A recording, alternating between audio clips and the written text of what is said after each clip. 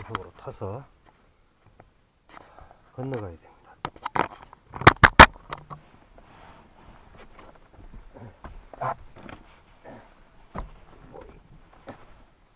이렇게 가본 게 한두 번은 아니지만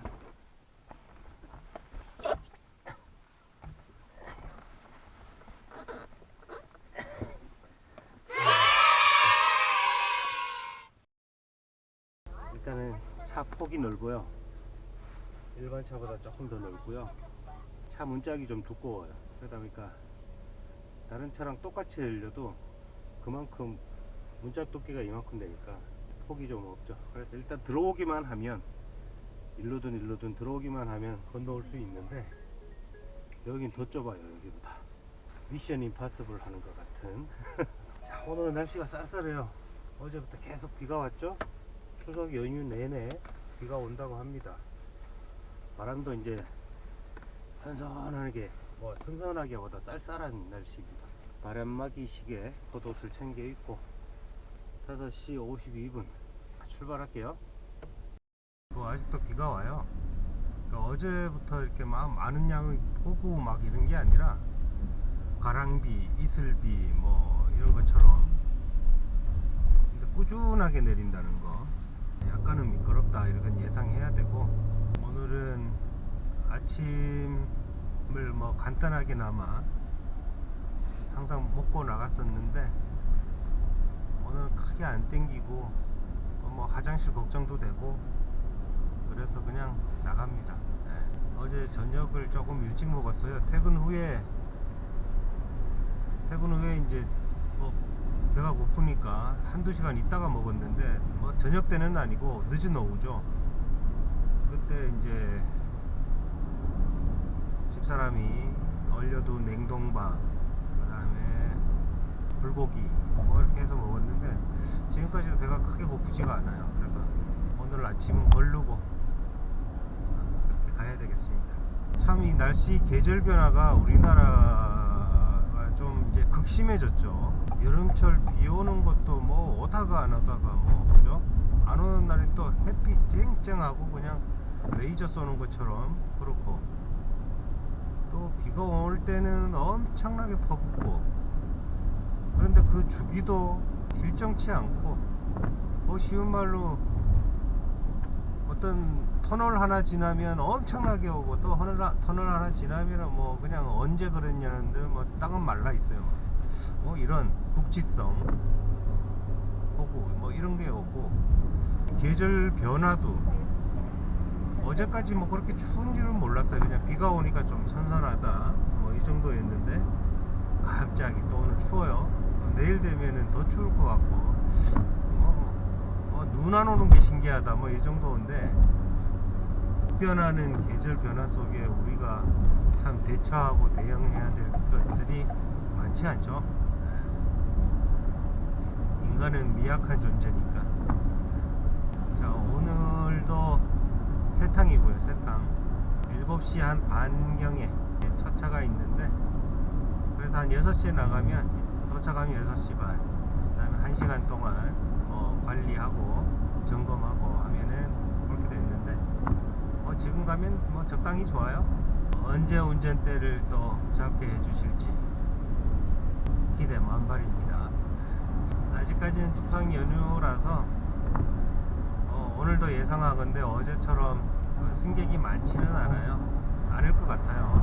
어제 얘기하시는데 이런 명절이 견습사원들 견습하기 좋은 날이랍니다. 사람 많지 않고 복잡하지 않으니까. 사람 많으면 일단 뭐 저는 이제 정류장은 쓰기 쉽겠다 그러지만 사람 내리고 타는 게 안 보이니까 그런 거 체크 다 해야 되고, 앞뒤로 타고 막 내리고 하는 게 정신 없다고 하더라고요. 어려울수록 돌아가라 그런 말이 있듯이, 그냥 하나하나 이렇게 닥쳐오는 것부터 해결하면 된다. 즉 앞에 방지턱이 있으면 방지턱에 대응하고, 신호가 바로 있으면 신호에 대응하고, 좌측 깜빡이를 켜야 되면은 켜야 되고, 앞에 사람이 보이면 정류장에 서서 일단 쓰자, 중립 넣자, 앞문 개차, 뒷문 개차, 뒤에 다 내렸다, 닫고 이런 식으로 그냥 순서에 맞게만 행동하자. 이게 이제 제가 느낀 부분이라서 이게 막 확 꼬여버리면 이제 엄청난 혼란스러움이거든요. 쉬운 말로 이거죠. 차분하게 하자. 이런 말을 좀 길게 했네요. 저 차도 저 차 같아요. 요즘에는 버스를 보면은 뭐 그냥 보이지가 않아요. 그냥 뭐 버스 큰 차 지나가네 이게 아니라 아유 몇 시에 나왔을까 힘들었겠다. 마을버스는 저렇게 이 시간대 불 안 켜고 가는 거는 차고지에서 출발지에서 차고지로 이거밖에 없어요.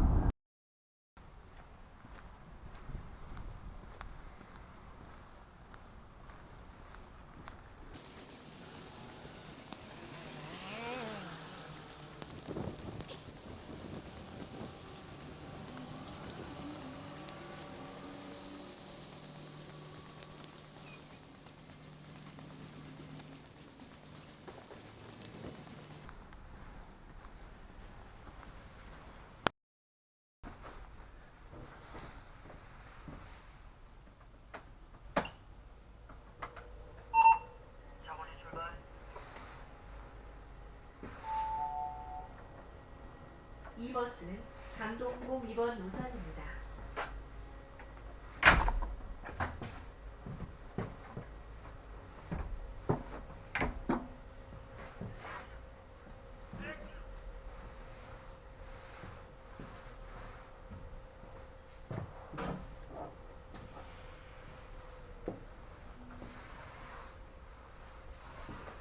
안녕하세요.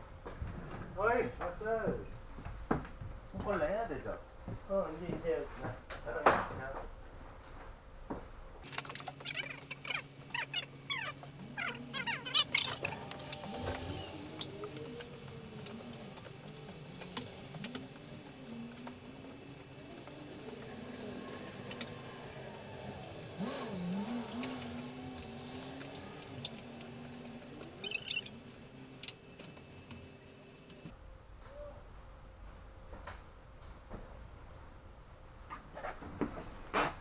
대신 적을게.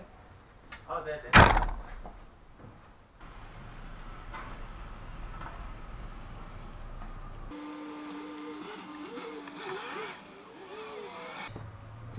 바꿔 가니.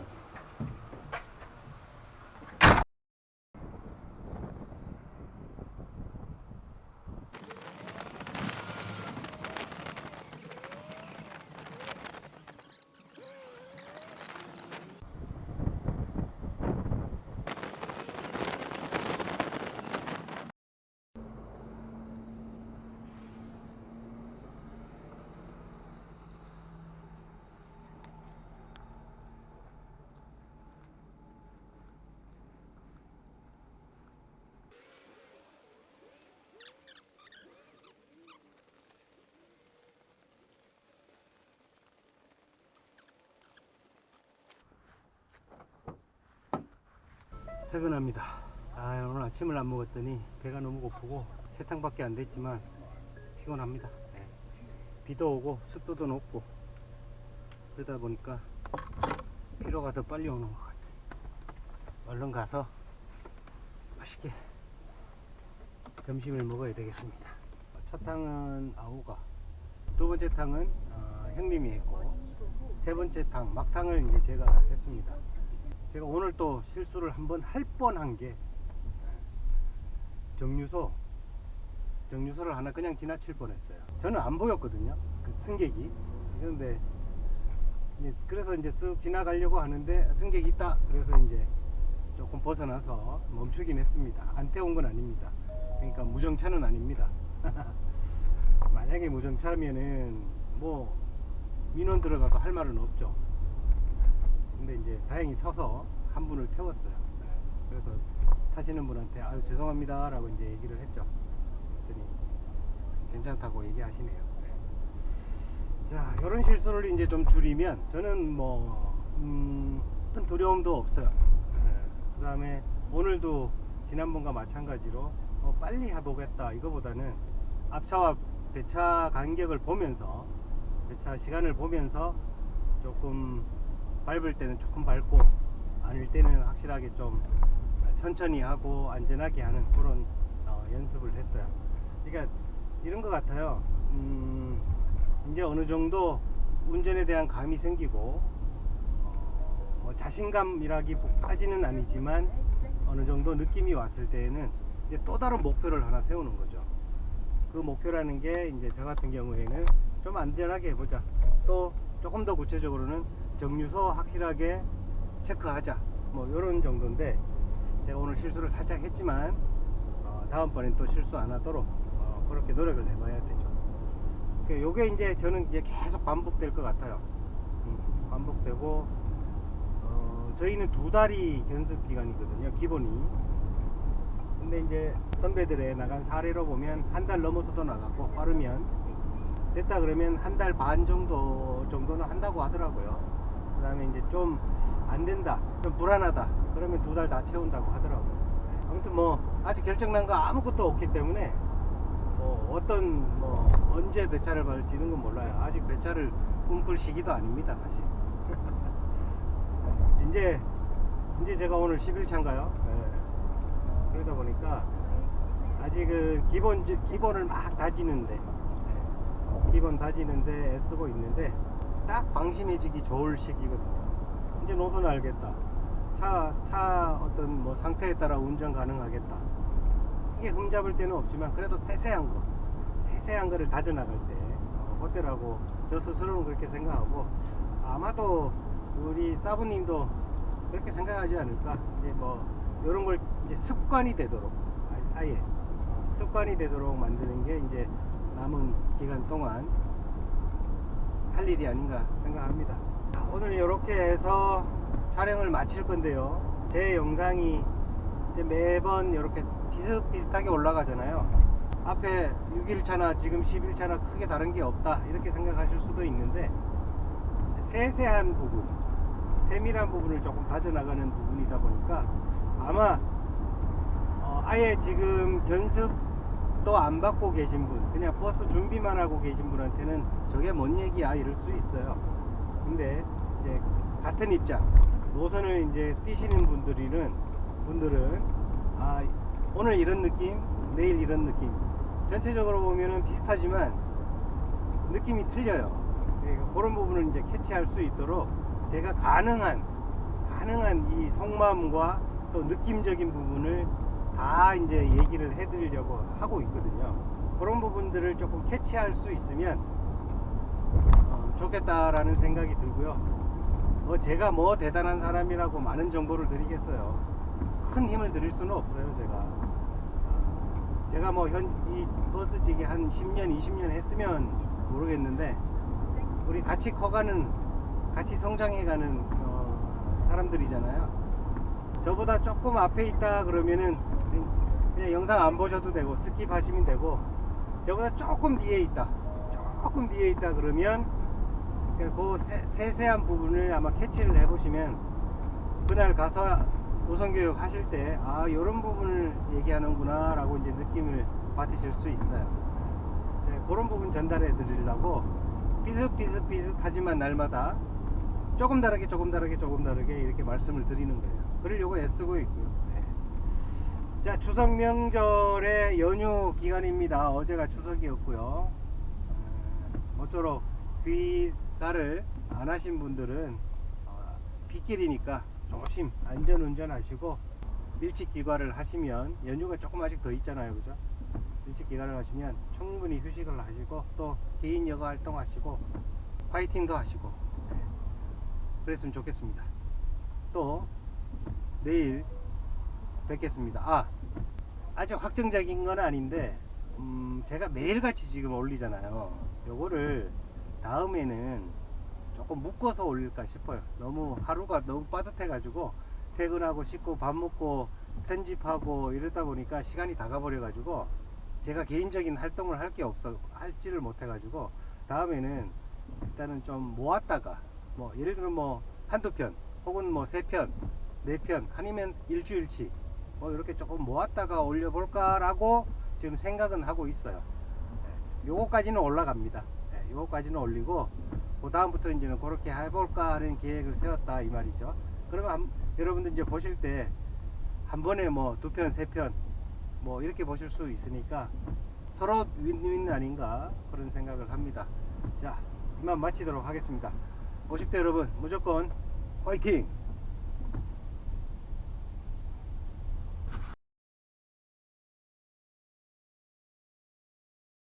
부록 노선 교육할 때, 노선을 운행할 때 주의해야 될 점을 한번 말씀드려 볼게요. 제가 생각나는 대로 또 우리 노선에만 해당되는 것만은 아닌 걸로, 네, 공동으로 해당되는 거, 그런 거 한번 얘기를 해보죠. 지금 차가 좀 막힙니다. 그래서 할 수 있습니다. 자, 첫 번째, 신호, 좌회전을 하든 우회전을 하든 신호, 특히 우회전 하거나 좌회전 할 때 얼마 전까지만 해도 사람이 있건 없건 간에 무조건 멈춰야 되죠. 멈추고 횡단보도 신호가 끝나기 전까지는 움직이지를 못했습니다. 그죠? 근데 이제 바뀌었죠. 이게 뭐 쉽게 말하면 예전으로 좀 돌아갔죠. 횡단보도 신호가 녹색불이라도 횡단하는 사람이 없다 그러면 특히 우회전 가능하고요. 비보호 직진신호에, 특히 파란색 직진신호에 일시정지 후에 보행자가 없다라고 판단되면 진행하셔도 됩니다. 두 번째, 저희 노선에는 있는데 없을 수도 있어요. 그 초보들이 가장 많이 사고 난다 라고 하는 부분들은 아까 마찬가지로 교차로의 코너를 돌 때 뒷바퀴를 생각하셔야 돼요. 그러니까 사이드 밀러로, 예를 들어 우회전을 한다, 오른쪽 사이드 밀러를 보시는 건 기본이지만 승용차처럼 코너 따라서 바로 돌면 뒷바퀴 반드시 물립니다.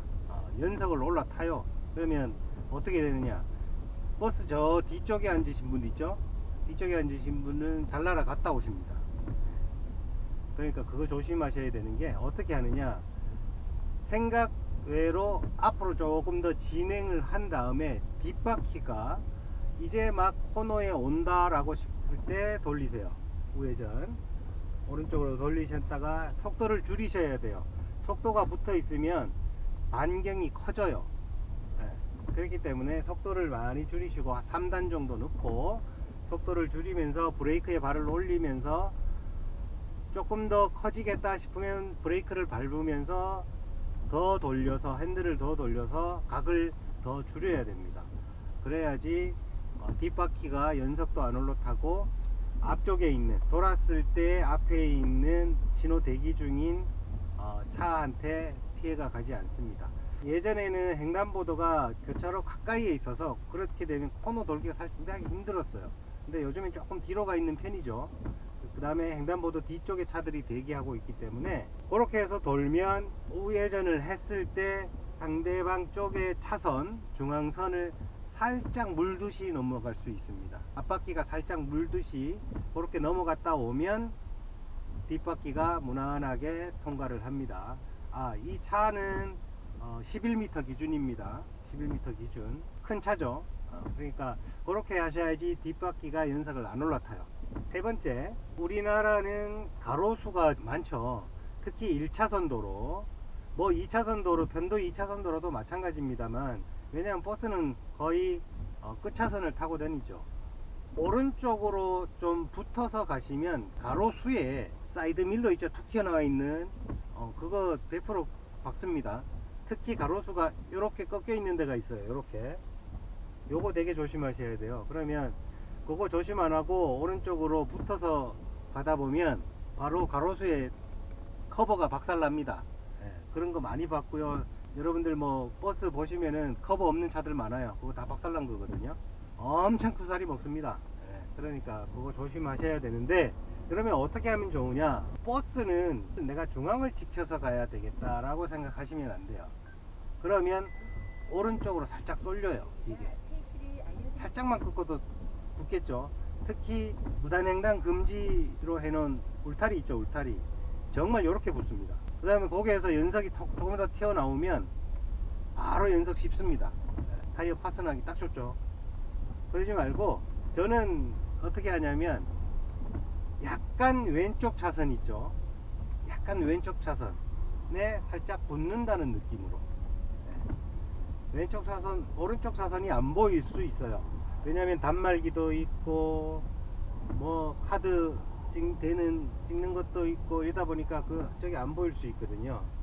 그 사이드 밀러를 보면 되는데 그럼 내가 어느 정도 떨어진지 볼 수 있잖아요. 차선이 있으니까. 근데 그거보다 더 좋은 거는 차선이 중앙에 딱 있으면 내가 중앙으로 가야지 라고 생각하지 말고 약간 왼쪽으로 가야지.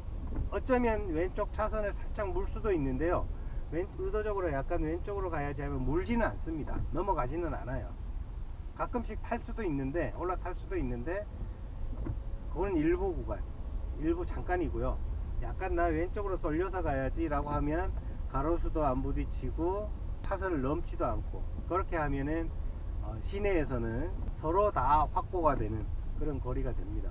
뭐 어디 보면은 뭐 핸들 끝에 맞춰라 뭐 이렇게 많잖아요. 근데 그거 다 필요 없고요.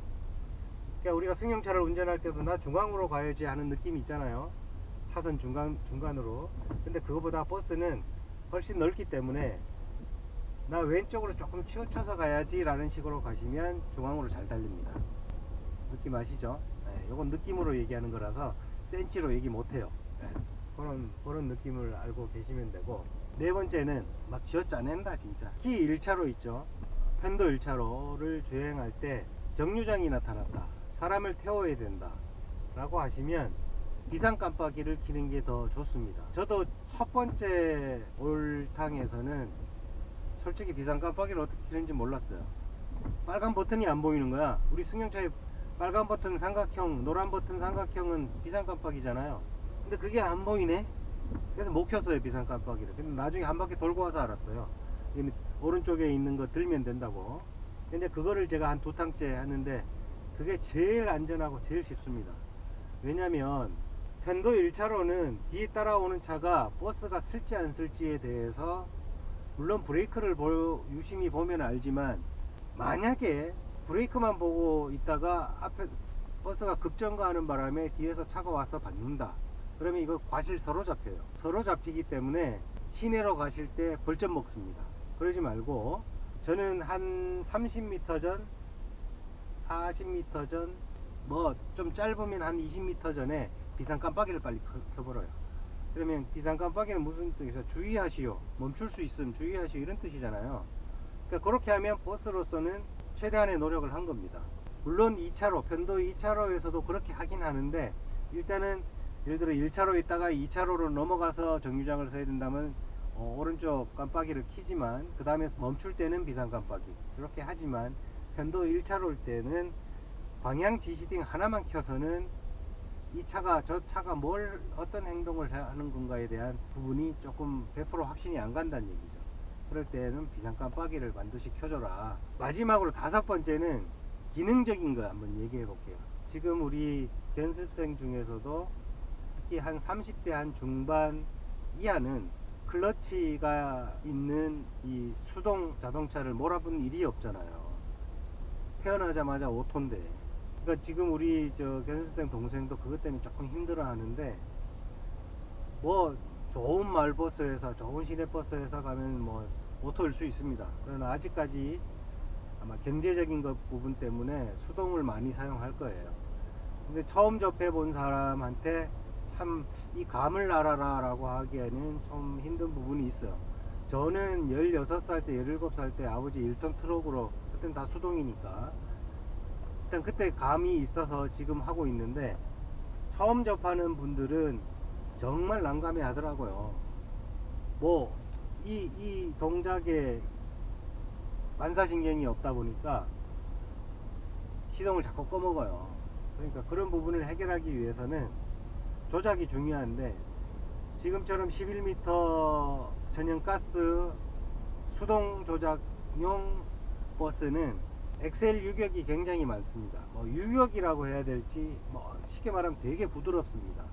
그래서 훅 밟아도 이 정도지, 훅 밟는다, 자동차처럼 훅 밟는다도 푹 튀어나오고 이러지 않아요.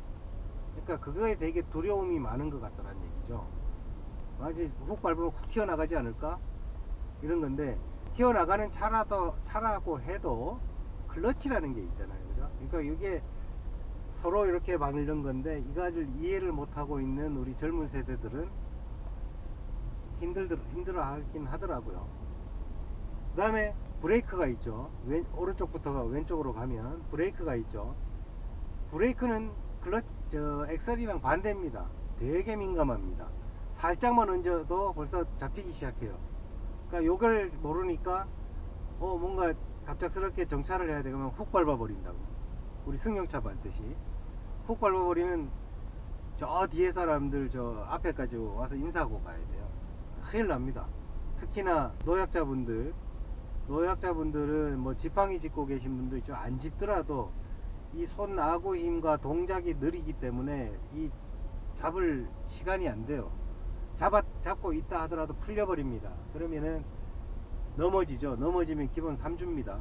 3주면 인사사고예요. 그러면 또 벌점 먹어요. 시내버스로 갈 수 있는 길이 막힙니다. 그때 무조건 노약자가 있다 그러면 서서히 서서히 살짝 밟아서 이 소리가 날 때까지 슬쩍 밟아서 멈추도록 하고, 일어서서 다 내리실 때까지 계속 이 백밀러, 그 다음에 혹 사이드 밀러를 보면서 번갈아 보면서 확인해야 되고, 탈 때도 마찬가지죠. 타서 자리에 앉으실 때까지 기어 변소 이런 거 하시면 안 돼요.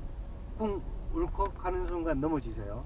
그러면 그냥 계속 타고 계실 때까지 기어 빼놓고 기다리셔야 됩니다. 앉았다 싶으면 그때서 기어 바꾸고 서서히 출발. 뭐 기본이겠죠. 자, 클러치는 뭐 그냥 보통 뭐 승용차처럼의 아니면 1톤 트럭 차처럼의 유격이에요. 그러니까 클러치가 어느 순간에 탁 작동을 하는 경우가 어느 순간에 탁 뭐 그런 차도 있을 수 있는데, 제가 경험한 지금 몇 대의 차는 뭐 그냥 평균적인 그런 느낌이고, 말씀드렸다시피 브레이크는 굉장히 민감하고 엑셀은 굉장히 조금 둔하다. 그러니까 훅 튀어나가게 안 만들어 놨다. 그러니까 우웅 하고 밟아도 서서히 한다. 너무 빠르다 싶으면 클러치로 조정하면 되니까, 그 정도만 처음 하시는 견습생들 조심하시면 아마 큰 도움 될 거라고 생각합니다. 별책 부로 여기까지 하도록 하겠습니다.